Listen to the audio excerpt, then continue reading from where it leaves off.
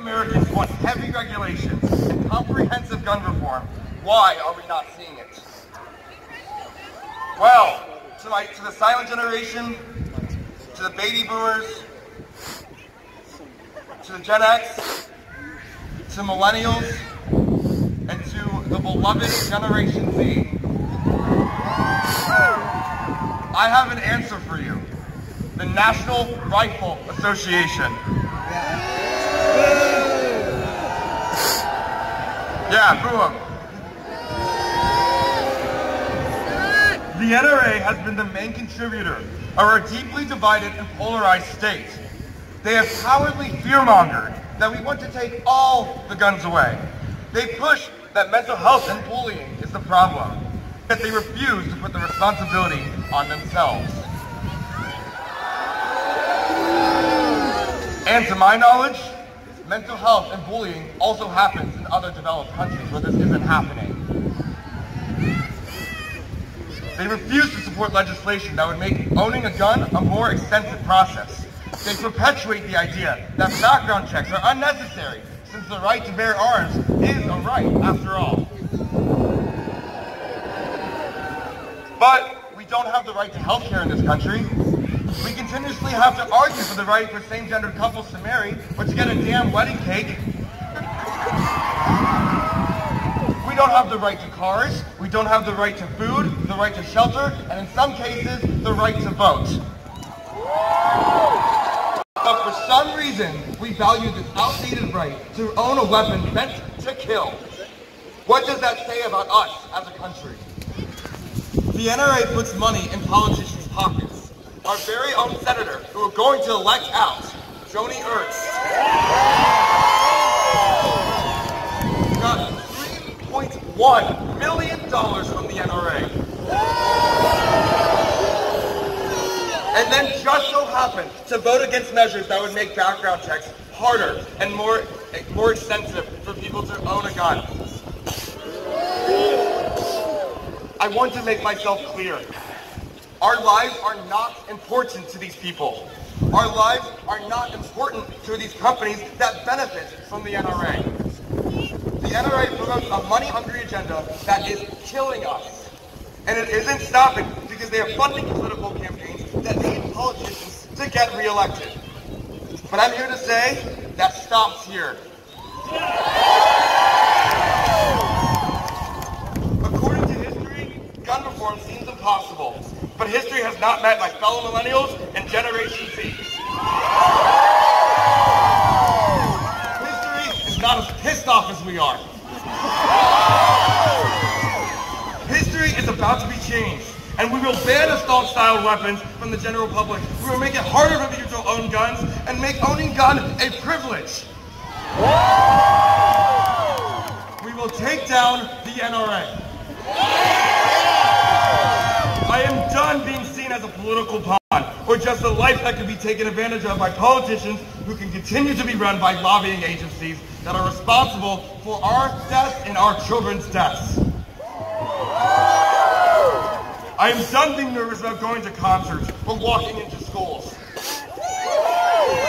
I am done being nervous standing here, possibly taking my last breath, because the Second Amendment protects someone's right to own a weapon that could kill me right now.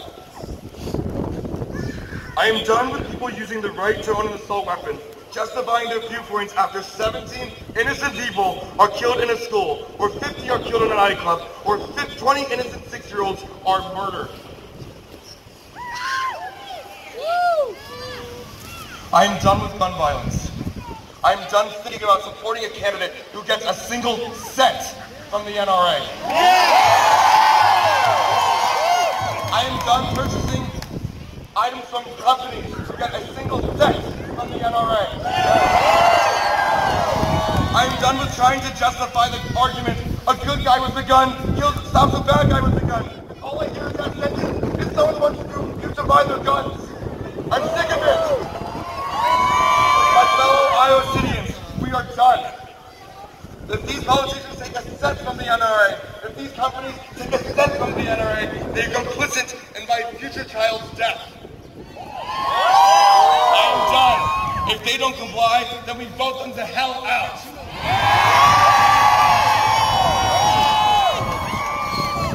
So, to the silent generation, to the baby boomers, to the Gen X, to my fellow millennials, and to the incredible Generation Z who is organizing this.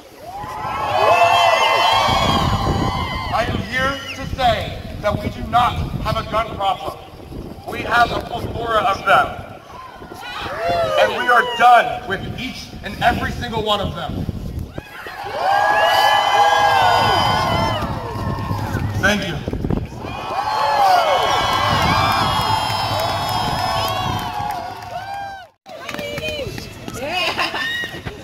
I'm so happy to be here and just look around and see so many people.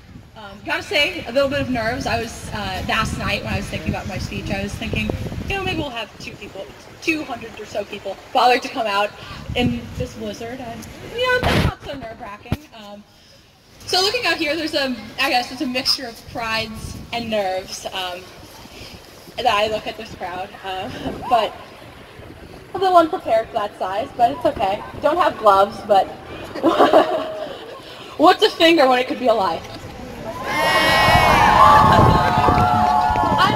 I'm okay. I can survive a speech. Our schools have become war zones.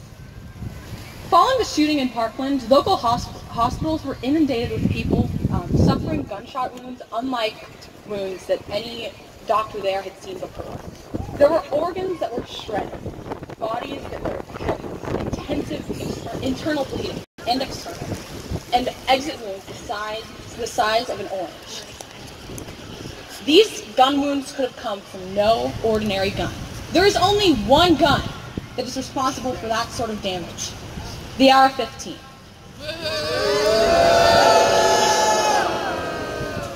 With normal guns, the wound is linear, so it just passes through the flesh. The exit and entry wounds are small, and usually, unless it hits a major organ or major artery, the prognosis is good. AR-15s fire bullets with 3 times the energy, 3 times the speed of a normal gun. It hits people's bodies with such high energy and such impact that it shreds inches away from where it is. People bleed out in seconds. For many of the people who are shot, even if they make it to the hospital, the damage is so intensive that there is nothing that can be done. And often, they don't even make it that far, because the AR-15 means instant death. A popular NRA mantra is that guns don't kill people. People kill people. While it is true that a gun will never pull its own trigger, guns like the AR-15 make it much easier. It is a gun designed with one purpose: destruction. It isn't for killing deer or for hunting. I understand that the nature of an AR-15 probably makes it pretty fun to fire. But you have to ask yourselves this: is that fun worth our lives? There is no legitimate reason that anyone should need an AR-15. We need regulation. We need legislation. We need to prevent the distribution of AR-15s and similar guns. We need better background checks and bans on high-capacity magazines. It is common sense.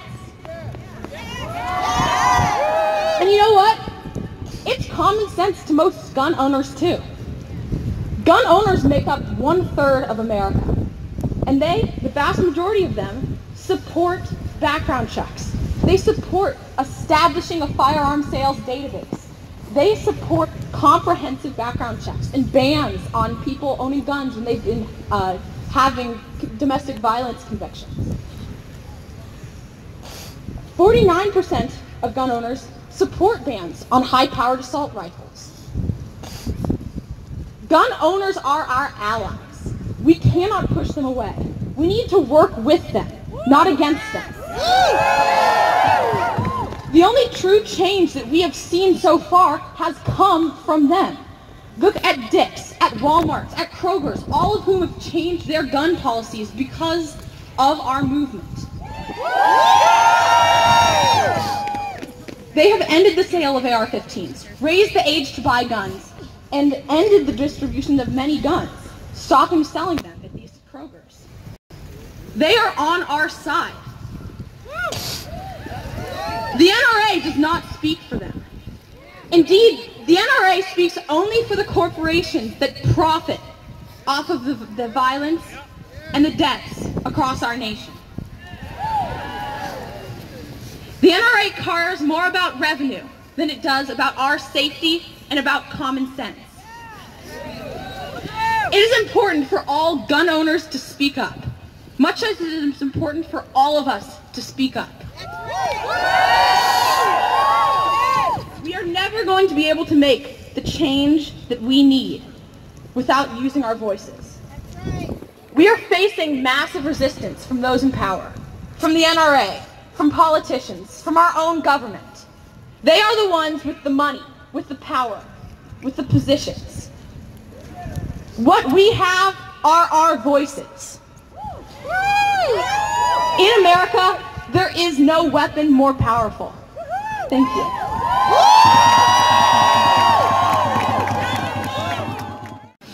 Alright, so I thought I'd be up here shaking because of anxiety, but I'm not shaking because of anxiety. I'm just really cold right now, so.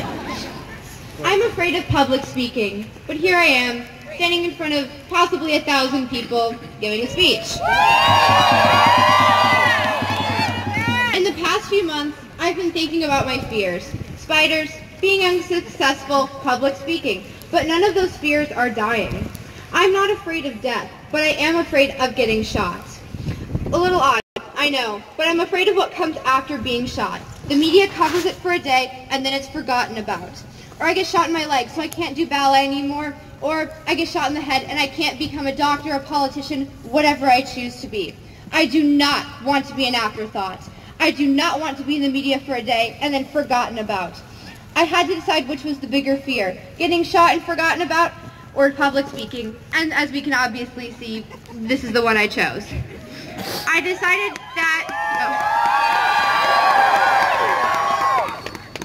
that for my part at least, there would be no more silence. There would be no more inaction. But our government has taken no action. Gun violence is a real issue, but not a new one. United States gun laws have been very lax and ineffective, and that's not okay.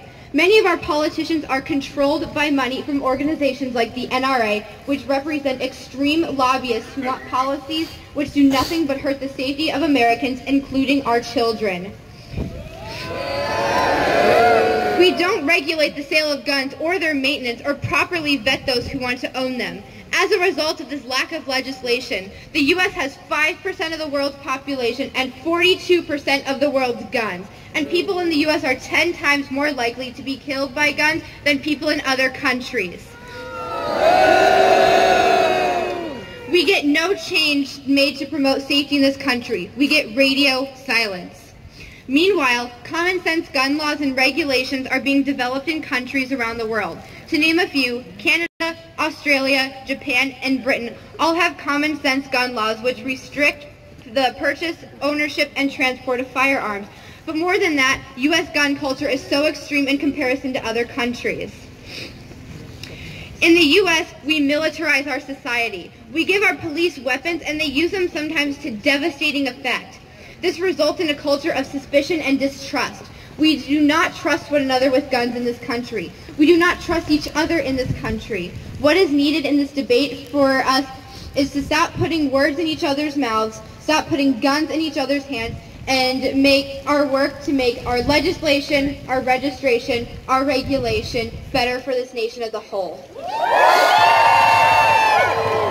But that is not what we are doing now. United States gun policy does not adequately provide for gun safety or even for research into what we can do to improve it. In 1996, the Dickey Amendment cut off the CDC's ability to conduct research on gun violence. Yesterday, Congress clarified that the Dickey Amendment does allow research on gun violence, but gave no funding for the research in the new spending bill. We need to have accurate information about its risk factors and way to stop it, because gun violence is a deep-rooted problem in our society. But due to the previous interpretation of the Dickey Amendment, we are unable to do so. People across the country are dying tragic, wasteful, preventable deaths. If there was any other cause of such a massive loss of life, our government would be tripping over itself to fix it. The CDC would be conducting research, collecting data, and performing case studies. Instead, we get radio silence. This state of inaction has to end. There are many steps we need to take, that we need to urge our representatives to take to improve gun safety in this country. We must repeal the Dickey Amendment and allow the CDC to fund and research gun violence. We must regulate the purchase of guns, including creating better background checks and mental health examinations, which can help prevent mass shootings, including the 67 and counting, 17 of which have been school shootings just in 2018. We must implement measures like the 1994 assault weapons ban, which takes deadly weapons, such as the AR-15, out of the hands of those who will use them for ill. We must end the radio silence of our government when it comes to this issue.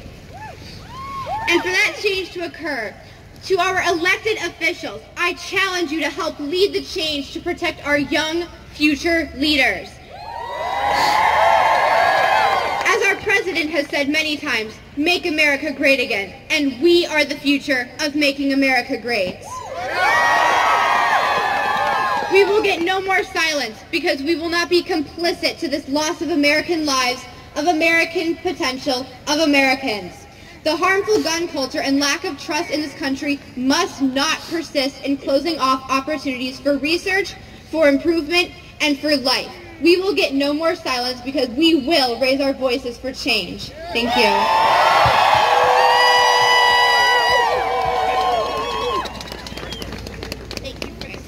So now we are going to have some people come up here and sing Lean On Me. You are all welcome to join in, and after they are done, we have some donation boxes that you can donate to. There are people from Gen Next and Moms Demand Action who can sign up people and register them to vote. So thank you all for coming again. It means so much to all of us here at SAS.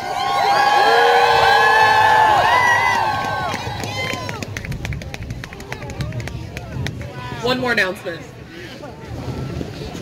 Hi everyone, thank you for coming out here. We all really appreciate the support.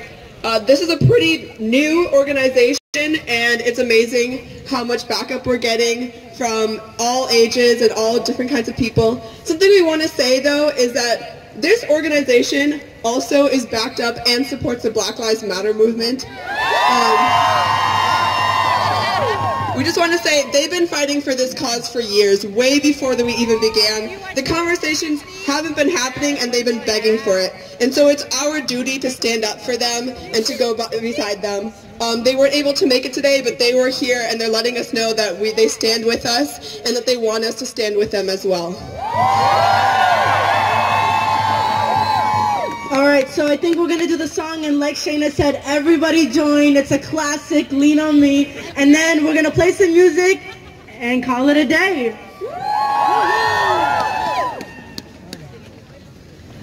Thanks everyone for coming out.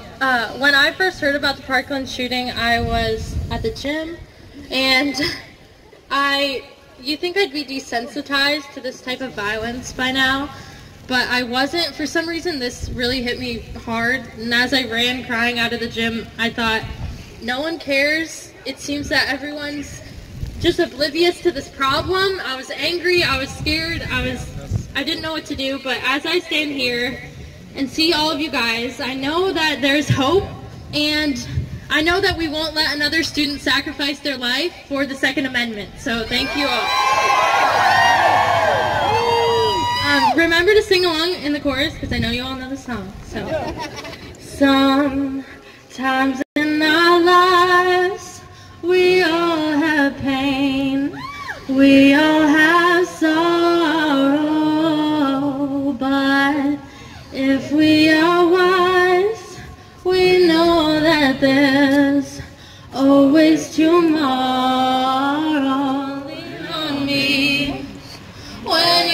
not strong, and I'll be your friend. I'll help you carry on, for it won't be long till I'm gonna need somebody to lean on. Please swallow your pride. If I have things you need to borrow for, and it won't be. Wait, what's the lyric? Wait for. No one can fill those of your needs that you won't let you lean on me. When you're not strong, I'll be your friend.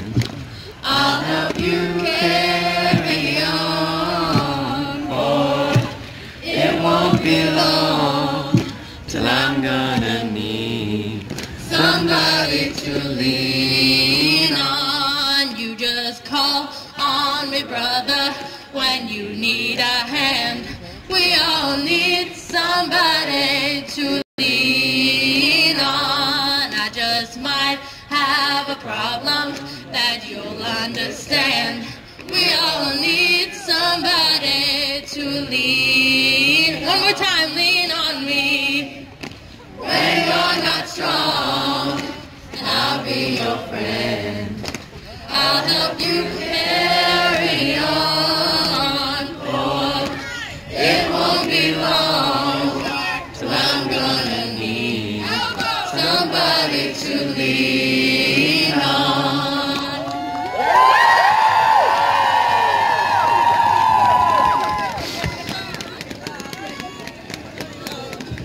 Thank you all for coming out again. We're going to play some music and you can all disperse, and this means a lot. Please do follow us on social media if you want to, and donate to the GoFundMe, and we will have voter registration, so please